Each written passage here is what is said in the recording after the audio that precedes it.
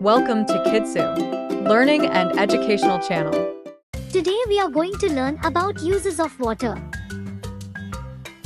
We need water for many activities. Drinking, cooking, washing, to clean vegetable,